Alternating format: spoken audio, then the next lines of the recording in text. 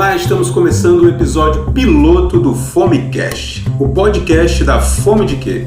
Eu sou o Franz Lima. Eu sou Emanuela Mello e nesse primeiro episódio do Fomecast a gente vai trazer Jonatas Pereira Falcão. Nascido no bairro da Torre, João Pessoa, no dia 22 de junho, é canceriano calmo como um carrapato e filho de Dona Zezé. Artista multimídia, produtor, ilustrador, diretor de arte, editor, videomaker, cantor e um dos mais importantes compositores paraibanos da atualidade. Entre seus projetos musicais estão Paraíba Samba Trio, o Seu Pereira e Musa Cailente e a banda Seu Pereira e Coletivo 401, além de já ter integrado a Chico Correia Electronic Band. E nesse primeiro episódio do Fomecast, o Seu Pereira vai falar um pouco sobre sua infância, suas referências, o seu processo criativo, como é que surgem suas composições e também tem surpresa. A gente tem duas surpresas nesse primeiro episódio do Fomecast. Vai ter música que você só vai ouvir aqui, um resgate de uma música perdida do Seu Pereira que a gente fez. E também vai falar sobre o processo de produção do seu primeiro álbum solo. Além disso, a gente vai conversar um pouco com ele sobre esse momento difícil que todos nós estamos passando e quais as estratégias que ele tem adotado para atravessar esse momento. Então fique ligado que daqui a pouco, depois da vinheta, a gente volta. Peraí, não tem vinheta. Então, como eu estava falando, eu queria saber como é que hoje Seu Pereira se define, né? Porque além de compositor, cantor, eu sei que você tem outras competências hoje, quer dizer, que foram acumuladas ao longo dessa jornada aí de artista. Quais são elas? Então, cara, realmente eu sou bem inquieto em relação a tudo que está ligado à arte, né? Desde a infância, eu lembro de acordar, já pegar um papel em branco e meus lápis, grafites, começar a desenhar, né? E eu acho essa foi a primeira arte assim que eu lembro, né? de brincar, né? Com isso. Depois a poesia, né? Antes mesmo de aprender a tocar violão, a ser músico, eu comecei a escrever poesia. Aí depois comecei a compor, né? Músico. Só depois eu fui entrar na publicidade para usar justamente tudo isso, porque na publicidade eu trabalhava com design gráfico, como arte finalista e também em alguns momentos como redator. Hoje eu me considero só compositor, né? Hoje eu me considero só um músico, um artista. Só depois eu fui aprender a tocar violão na adolescência e juntar tudo isso. A publicidade, né? Eu comecei a trabalhar com 17 anos em agência de publicidade. Hoje eu abandonei a questão de trabalhar com publicidade, né? Em agências, mas continuo trabalhando para mim, continuo fazendo as minhas artes, as artes da banda, né, os flyers, editando vídeo, isso aí já foi mais à frente, né? Então eu sou muito quieto essa questão, tipo, hoje eu me considero um músico, compositor, né, um cantor, como assim, eu acho que isso vem em primeiro lugar, né, que é como eu estou me apresentando, mas por trás disso tem um ilustrador, né? tem um poeta, tem o editor de vídeo, que eu trabalho com essa questão. Eu ainda paro para pensar, ainda um dia eu vou parar, vou me dedicar muito a essa questão também de cinema. E também de escrever, né? Eu escrevo crônicas, contos. Então, assim, tudo que está ligado à arte, né? Esse universo artístico, eu me meto, né? E nesse momento eu estou sendo músico. Estou dando prioridade a isso, ao músico e ao compositor, ao cantor, né? Por causa do projeto Seu Pereira, Coletivo 401, e agora vou lançar um disco solo também.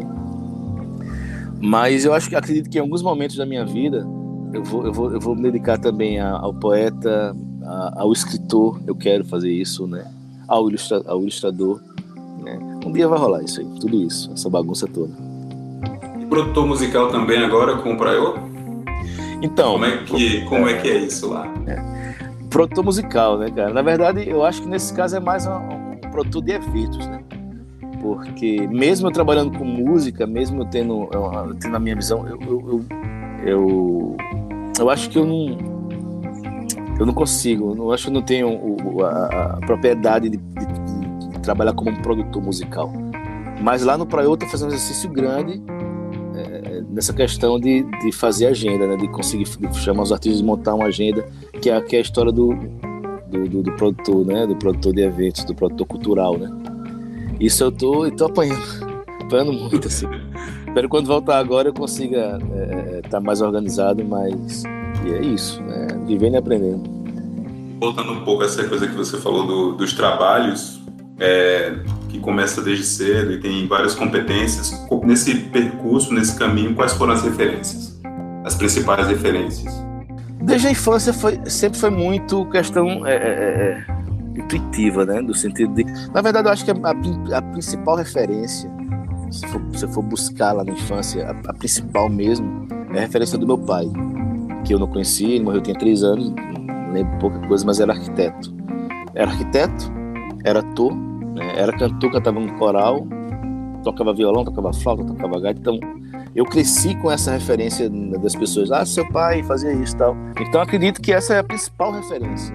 O resto, atenção, o resto é o seguinte, eu não tinha referências artísticas, né, em relação ao desenho. Mas eu sabia que meu pai desenhava, então acho que isso fazia com que eu vou desenhar. Meus tios desenhavam, né? Eu tinha o Ricardo, que ele que me levou para São Paulo quando eu tinha 17 anos para aprender a mexer em programas gráficos, né? Ele trabalhava no Estadão, na Folha de São Paulo, na parte de design gráfico lá, né, de ilustrador. Então, assim, tudo isso, esse universo, o tio Manuel também ficava... Quando ele chegava, eu pedia para desenhar. Então, isso é a principal. Depois, a questão de aprender a tocar flauta vem disso, né? Foi o meu primeiro instrumento. Eu acho que daí, os meus avós... Tem um avô que era seresteiro, o pai da minha mãe, o avô Cláudio, era mestre de obra, era pintor de parede. Durante o dia e a noite era seresteiro, no final de semana eu estava... E o outro avô, o pai do meu pai, era poeta, era enfermeiro, né? Atendia as pessoas. Então minha avó dizia que ele andava todo de branco, flor na lapela, na sua bicicleta, flor vermelha de comunista na lapela. E era um poeta. Eu tenho muita poesia dele aqui guardada. Então eu acho que tudo isso dentro da família começou a influenciar essa ideia, né? Meu tio Manuel também escreve poesia. E eu passei a juntar tudo isso, né? Tudo isso e comecei a criar, né? Em todas as áreas possíveis. Depois começa, né? Minha avó cantava canções de Luiz Gonzaga, de João do Vale. Sou apaixonado por João do Vale, né? Recitava poesia de cordel. Então, assim, tudo isso vai influenciando ali. Depois, na adolescência, o rock dos anos 80, pra música. Depois eu descubro a nova MPB ali com Lenine, né, no disco Olho de Peixe, Lenine Suzano, Chico César, Totonho, a música paraibana, Mangue Beat. Então, tudo isso vem nesse balaio e eu fico aí juntando tudo. E esse cenário, esse contexto, a paisagem do bairro da Torre? Quais são as referências que você traz ali daquele espaço? O bairro da Torre é meio que mágico para mim. Eu cresci numa rua de barro, tipo, ainda vivia aquela questão. Cresci numa casa sem muros no quintal, então ela não tinha divisão. Eu vivia no quintal dos vizinhos, ali nas bananeiras. Nesse período, na infância, eu considero que se eu fosse fazer outra coisa na minha vida, que não fosse ligado à arte, eu tinha um sonho de ser cientista também. Eu acho que eu entraria na onda da biologia, para mexer com essa questão ligada à natureza em si, que eu sempre fui um amante, apaixonado. Então isso era muito mágico para mim. Tanto que as minhas primeiras composições, e tantas outras, tem muito isso da questão da natureza, né? Contos da Oca Oca, que eu falo, os cantos que encantam, os cantos da mata estão calando, o asfalto ataca, e os curumins vieram aprender os seus costumes em filmes na TV. A espreita, a onça espia, a presa, essas coisas. Isso eu tinha 16 anos quando fiz. Então isso tudo crescendo no bairro da Torre, perto da mata do Buraquinho, que para mim é o lugar mais mágico da cidade, né? E eu era apaixonado pela mata do Buraquinho, né? Perto do mercado da Torre, que minha mãe e minha avó moravam lá na esquina. Até brinco quando me apresento, né? Cresci no bairro da Torre, perto da mata e da feira. Sou filho de mãe viúva, sou neto de mãe solteira. Vivia fazendo arte, de vez em quando ia para Marte, na nave da brincadeira. E tudo isso ali traz essa questão do universo do bairro da Torre, né? Beto Quirino, ator, depois fez várias novelas, seriado. É um cara lá da Torre que também falava poesias de Zé da Luz para mim, antes mesmo de eu conhecer, através do Cordel do Fogo Encantado, né? Beto Quirino já fazia isso, né? Já. E todo esse universo, os terreiros que eu ia dormir ouvindo terreiro, os tambores dos terreiros, que infelizmente não existem mais ali no bairro da Torre. não como existia antigamente. Então é tudo isso. Eu acho que isso representa muito para mim a questão daquele universo ali de Barra da Torre. A venda de seu Dida, que infelizmente não tem mais, mas é isso. Falcão, a gente falou um pouco, na verdade você falou um pouco aí sobre o sua história, sua inspiração, o imaginário da torre aí na história da sua vida. Eu queria saber um pouco assim, você falou que começou a compor na adolescência, né? As primeiras composições vêm lá da sua adolescência. Isso faz algum tempinho. Eu queria saber se nesse tempo o processo de criação mudou, porque a gente muda, né? A vida passa, a gente vai agregando outras imagens, outras experiências, outras memórias, muita coisa vai para essa caixa da memória. Eu queria saber se o teu processo de criação, nesse tempo da adolescência para cá, ele mudou ou você continua se servindo ainda daquela semente desse primeiro tempo? Mudou. Na adolescência é um aprendizado, né? Eu acho que eu falo isso para as pessoas, para os novos compositores, quando eu vejo a galera, é aquele momento de aprendizado, aquele momento de experimentação. A forma que eu compunha, né? Que eu isso em todas as áreas, né? Quando eu vejo algumas ilustrações minhas da adolescência, eu vejo que aquilo ali era um momento de aprendizado também. E em relação às canções, a questão da inspiração em si, não, isso aí eu acho que é uma questão que é da essência, né? O que me inspira, né? Na adolescência eu me sentia inspirado pela questão da observação, da contemplação, né? O que eu contemplava, o que eu observava, e também na questão dos romances, né? Já tinha essa ideia de romance na adolescência, e a partir dali eu ia botar no violão. A forma de compor que eu mudei. Antigamente eu pegava o violão, eu pegava mais o violão, eu preparava mais a harmonia, o campo harmônico, preparava a cama, fazia os acordes, botava uma melodia em cima, para depois botar a letra. Raramente vinha tudo junto. Não, eu pegava o violão e estudava mais. Isso aí existia mais na adolescência. Depois, como adulto, eu percebi que eu não precisava mais de violão para compor. Então, hoje, 90% das canções que eu faço vem junto. Eu penso alguma coisa, eu já começo, já vem a letra e já vem a melodia junto. Depois eu só faço pegar o violão para ajeitar a melodia ali, botar a harmonia e tal. Isso aí é uma forma que eu acho que não muda mais. Assim, chegou nesse ponto, para mim é a forma que eu gosto de fazer, né? Então isso aí deu essa mudança, né? Mas a essência, a inspiração continua sendo as mesmas coisas, né? Tipo, essa questão, eu me considerava uma criança muito contemplativa, né? Eu sou um adulto muito contemplativo, assim, de observação e de transformar aquilo que eu observo, né, em crônica, né? Transformar a crônica em canção. Falando em contemplação, vou aproveitar a deixa aqui de música que vem junto, letra e melodia e de cabeça e tal. Tu tem noção de quantas músicas tu já perdeu? Rapaz, que pergunta rancorosa. Muitas canções. Muitas canções. Mas vou colocar umas aqui que a gente tem e que tu tinha perdido. Pois é, graças a Manu eu recuperei uma que na verdade não recuperei, ela estava salva, mas se ela não tivesse no e-mail de Marta Sanches, né, que eu tinha mandado para ela e ela cantava essa canção, não sei se ainda canta, que é Mil Coisas, eu tentei buscar na cabeça a melodia, a letra, eu não lembrava mais, aí ele estava lá gravada. Inclusive, se eu for voltar a tocar, eu tenho que reaprender a harmonia, que era uma harmonia bem elaborada. Inclusive, eu acho que Mil Coisas nasceu de uma forma, foi com violão. Eu peguei e estava fazendo aquela harmonia. Talvez seja isso.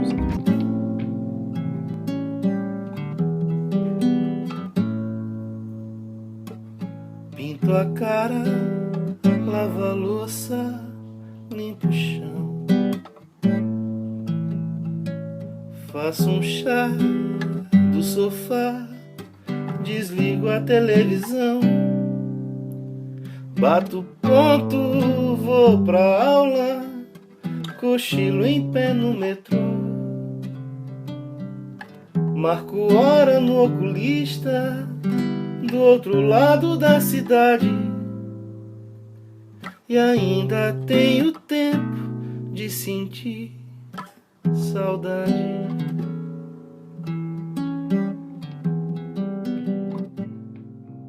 Mas o certo é que muitas canções eu não tenho, não posso, não sei dizer. Eu sei que inclusive tem uma que eu tava querendo colocar no disco novo da banda, que é uma questão que tem uma temática social, que a gente chegou até a ensaiar. Eu tinha gravado esse ensaio.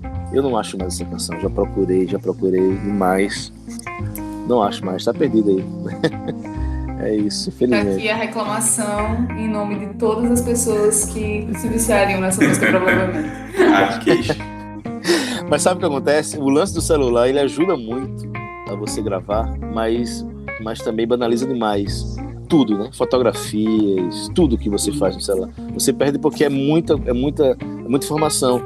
E se der um problema no celular, você perde tudo. Então, sei lá, em 5 anos, quantos celulares a gente já teve, né? De troca. E aí, nessa questão... Toda uma discografia foi embora nessa brincadeira. Justamente, com certeza. Eu ouvi falar que Chico Buarque, ele falou que destrói tudo. Ele não quer deixar para a prosperidade o que ele, né, não soltou, né? Não soltou, né? Então, assim, ele destrói tudo. Ele acha, não soltou, e tá, porque não prestava. Eu faz tempo que eu vi essa entrevista dele, não sei se você acha, mas eu vi ele falando isso. Mas faz sentido. É uma maneira de evitar que as pessoas publiquem o que você não passou pelo seu crivo, a revelia, né? E falando dessa questão da publicação, editoração, como é que é o negócio da música, questão empresarial, comercial, para a música paraibana e para a Seu Pereira hoje? Essa questão da edição das músicas, de como é que vocês conseguem remunerar isso, a organização do trabalho do músico, do compositor principalmente, né? Como é que tem funcionado isso? Hoje a banda, né, o Coletivo Passazinho, tá bem organizado em relação aos streams, né? Tipo, Chico Corrêa, né, Esmeralda, ele toma conta disso, ele colocou toda a obra da banda nas plataformas, né? O YouTube da gente já tem mais de 30 mil inscritos. Isso eu acho que para um artista independente nacional já é muita coisa. Imagina para um artista independente que se mantém aqui em João Pessoa, né? Ele sempre fica mostrando os números de comparação nos streams, né, no Spotify. Então, assim, isso a gente consegue, já está tendo uma remuneração legal para a partir disso a gente conseguir pagar profissionais para cuidar da questão de mídia social, pagar... Tipo, eu, por exemplo, faço as artes da banda, mas uma hora eu não vou fazer mais, então tem alguém para ficar cuidando disso, essas coisas. Então, eu acho que da forma que a gente está organizando, já dá para ter essa independência. Inclusive, a questão de gravar, o último disco a gente gravou pelo Catarse, que ainda a gente está no processo de entregar a premiação. A gente espera esse ano terminar de vez. Mas agora a gente acredita que com os streams já dá para a gente separar isso e já entrar em estúdio usando o próprio rendimento, né, das canções. Eu agora vou entrar em estúdio para gravar um disco solo, aí pretendo, né, começar a me organizar, né, de forma também independente, né, e juntar tanto a questão da banda, né, que já está com o meu trabalho solo, né, e é isso. Conta um pouco aí pra gente dessa história desse disco solo aí, que foi vazado segundos atrás da sua própria boca. Então, esse disco é um projeto que sempre existiu, porque eu componho em vários estilos, né? Tem um projeto do Paraíba Samba Trio, que em algum momento a gente vai ter que gravar esse disco também. Tem essas canções de disco solo, que são canções bem íntimas e intimistas e que não combinam muito com a banda, né? Com a pegada da banda. Então é um projeto que eu sempre, em algum momento, eu vou fazer. Não tava para esse ano. Esse ano o projeto era a gente entrar em estúdio com a banda. Só que aí a gente tá vivendo uma quarentena, tá vivendo essa pandemia. E para não deixar o ano passar a limpo assim, falei, cara, então vou... Como é muito mais simples você fazer um trabalho solo, é muito mais simples. O Paraíba Samba Trio tem mais 2 pessoas para ensaiar. No meu caso, não. Eu peguei as canções, gravei, mandei para Chico Limeira, que eu admiro demais, que é um multi-instrumentista, um compositor, não preciso nem dizer, né? Sim. Como a representação dele na Paraíba. E mandei para ele, convidei para ser o produtor musical. Ele aceitou fazer ser o produtor do disco. Mandei mais de 25 canções para ele. Já fiz a primeira seleção. A gente tá conversando nesses dias aí, né? À distância. Vou chamar Elinho para botar a parte de acordeon, vai ser bem intimista, não vai ter percussão, não vai ter nada. Esse projeto é para 2020 ainda? Para 2020, é para lançar mês que vem, se tudo der certo. Mês que vem já está, antes do meu aniversário, já está nas redes, não vai ser físico, né? Vai ser... E a partir daí, porque como eu falei, a gente não sabe quando vai voltar a ter show. A gente não sabe, infelizmente, a banda não dá para se juntar para tocar. Mas eu tenho que pagar os meus boletos, eu tenho que continuar e aproveitar esse momento para botar para fora essas canções que estavam na gaveta, né? E muitas que nasceram nesse período com parcerias, né? Que também eu ficar na gaveta. Então eu falei, não, vou botar para fora isso, vou trabalhar com lives em relação a isso, trabalhar com... E a questão dos streams, né? Para esse disco, né? Para um projeto que, no momento, o título é Comigo, né? Esse projeto solo é comigo, né? Eu aqui no meu canto, e comigo no sentido de estar comigo mesmo, e ao mesmo tempo todo mundo aí está comigo, né? Essa questão solo aí. Já tem expectativa para o CD Comigo do Seu Pereira em todas as plataformas digitais ainda este ano, antes do aniversário dele, que fique dito. Olha a cigarra aí atentando. Participação especial da Cigarra.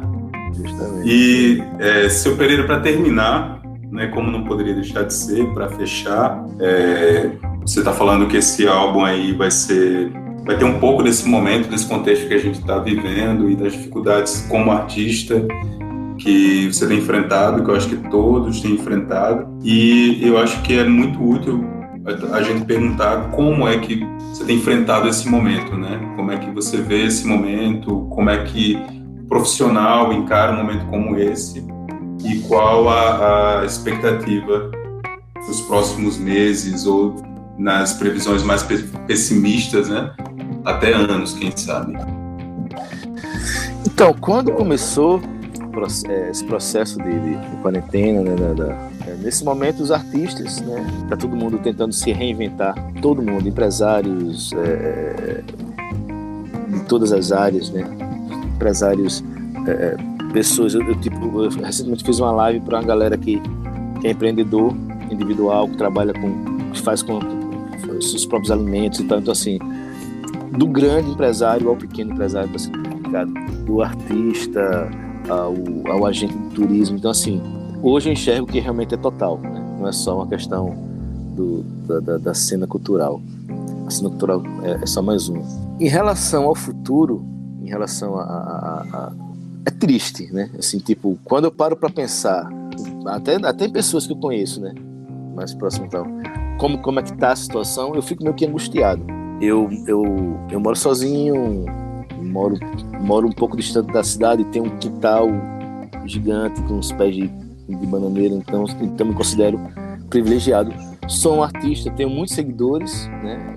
Para um artista independente, tá chegando a 30 mil no Instagram, então que eu posso contar com essa galera para fazer live e tal, e isso, tudo isso eu penso, né? Eu sou privilegiado nessa questão.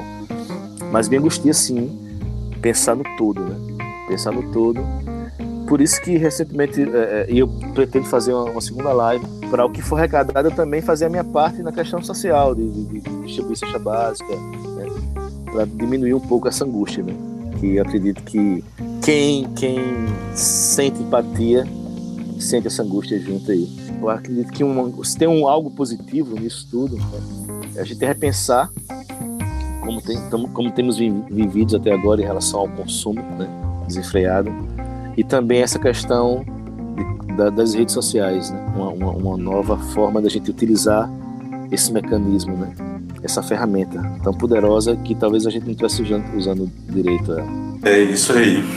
Então, estamos felizes de gravar esse primeiro podcast com você, piloto, de ter nesse projeto que você fez parte desde o começo, e com essa notícia maravilhosa de um álbum novo, um álbum solo, uma coisa inédita, maravilhosa. Muito obrigada por ter aceitado esse convite, Falcão. O primeiro veículo, né, midiático que saiu, Seu Pereira e Coletivo Cotizion, foi a Fome de Que, a revista, né? E agora, o primeiro veículo midiático que estou falando sobre esse trabalho é com vocês. Valeu. Então, valeu mesmo, muito obrigado e boa sorte aí, que eu acho que não precisa muito, né? por conta do talento, E do trabalho. do trabalho, das pessoas que estão envolvidas no projeto, nesse álbum novo aí. Valeu, Franz. Valeu, Manu. Cheiro nas crianças. Tamo junto. Obrigadão. Valeu. Valeu.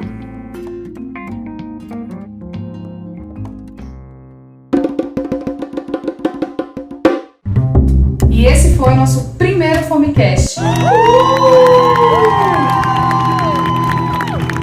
Muito obrigada a você que seguiu a gente nas redes sociais essa semana, nesse projeto que está voltando com tudo agora, sem fachio, de novo. Se você não seguiu a gente nas redes sociais ainda, procura a gente lá nas plataformas, segue, esse apoio é muito importante para a gente continuar com esse projeto. E você que ouviu até o final, muito obrigada!